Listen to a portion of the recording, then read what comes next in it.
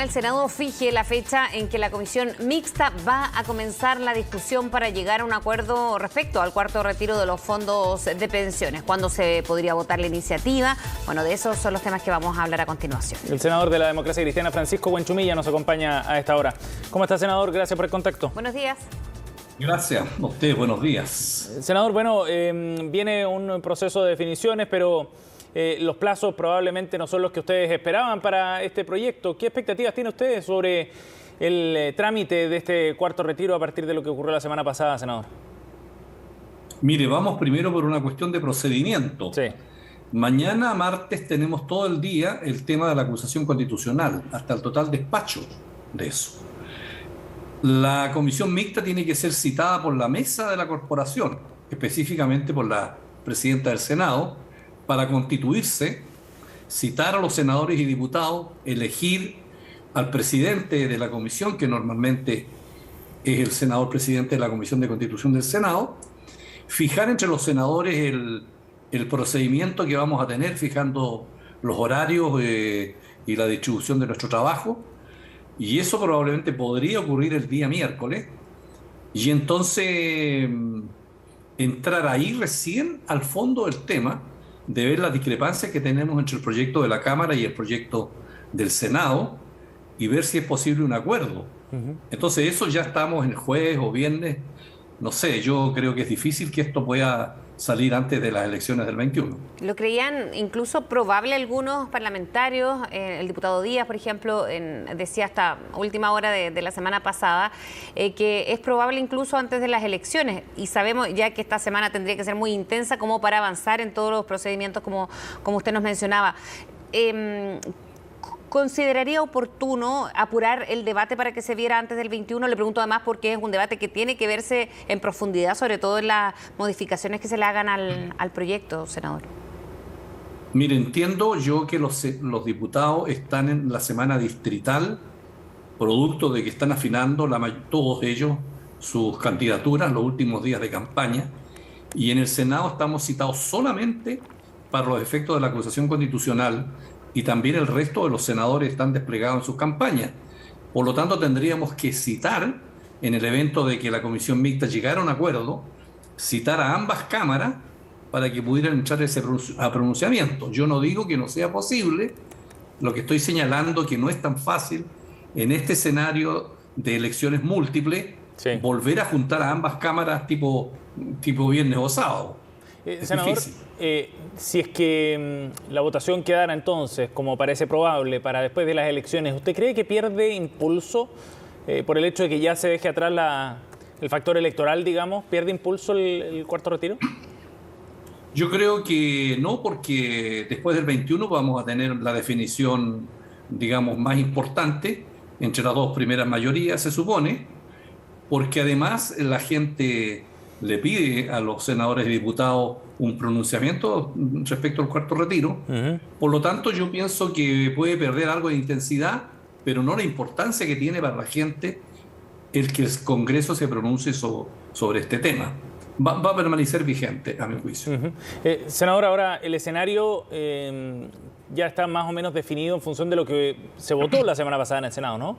El voto en contra de la senadora Goich fue clave para que se rechazara esta idea de legislar, para que terminara en una comisión mixta. ¿Cómo se revierte el escenario, sobre todo pensando en que hay otros senadores que han condicionado su apoyo solo si es que se hacen cambios sustantivos al proyecto?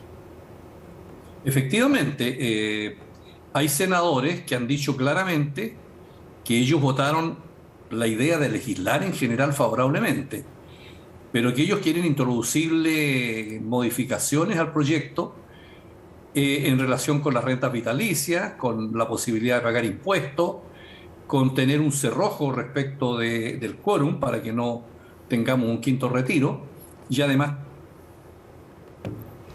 Senador Buenchumilla, ahí tuvimos un corte en la comunicación. Si no se llegara a ninguna... Senador, ¿nos escucha? Sí, perfecto. Ahora sí, parece que se ha mejorado un poco la comunicación, se había cortado. No, le decía que hay senadores que condicionan la aprobación en particular a puntos a los cuales ya me impuestos, un cerrojo para que no haya un quinto retiro y unas normas sobre los enfermos terminales. Si no hay una modificación ahí, se corre el peligro de que esos senadores en la votación particular voten en contra. Entonces no es cuestión de decir, mira, lo toma o lo deja, o votamos el proyecto de la Cámara o le introducimos modificaciones, porque en particular el proyecto, si es que no hay algunas modificaciones, lo piden algunos senadores.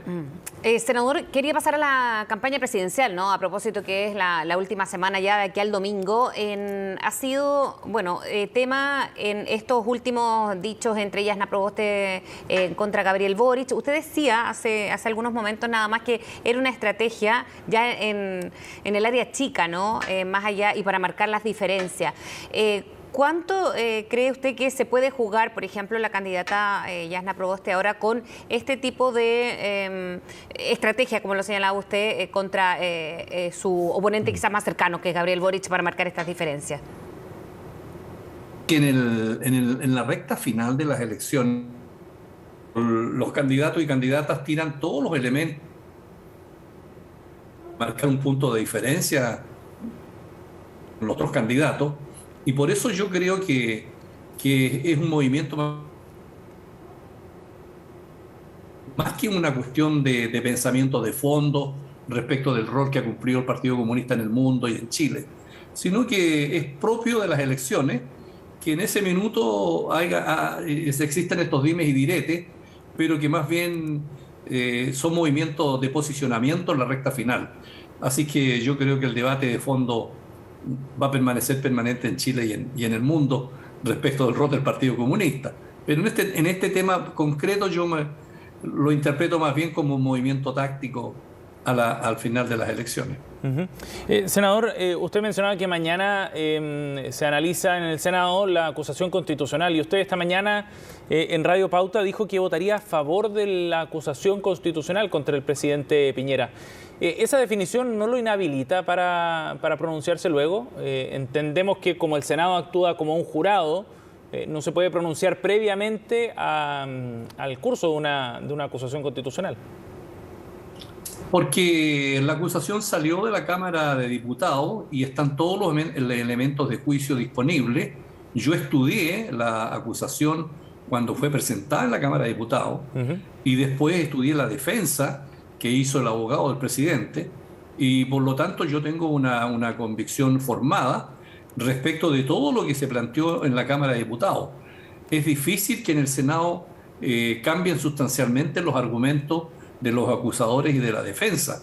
Por lo tanto, el mérito del proceso, si lo llamáramos así, ya está encima de la mesa, está en nuestro escritorio. Yo me adelanté y lo estudié detenidamente y por lo tanto me he formado un juicio. Por lo tanto, no existe ninguna norma reglamentaria ni legal que me impida estudiar, una vez que sale de la Cámara, cuáles son los términos sobre los cuales yo debo pronunciarme. Senador, ¿y por qué va a votar a favor?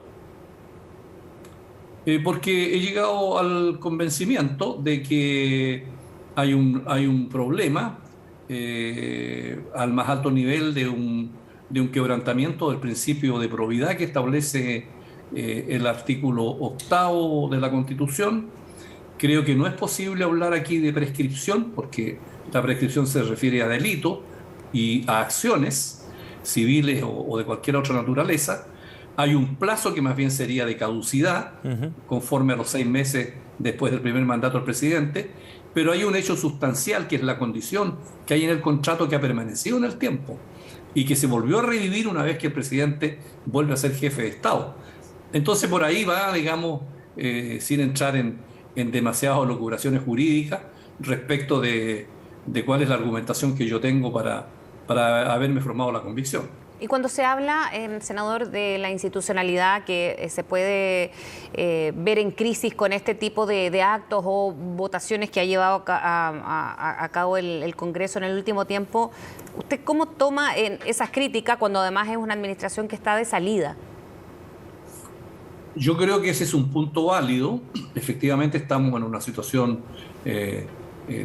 terminando un gobierno, en una situación de escenario de crisis en el país. Y acusar a un jefe de Estado no es una situación banal, es una situación muy, muy, muy importante.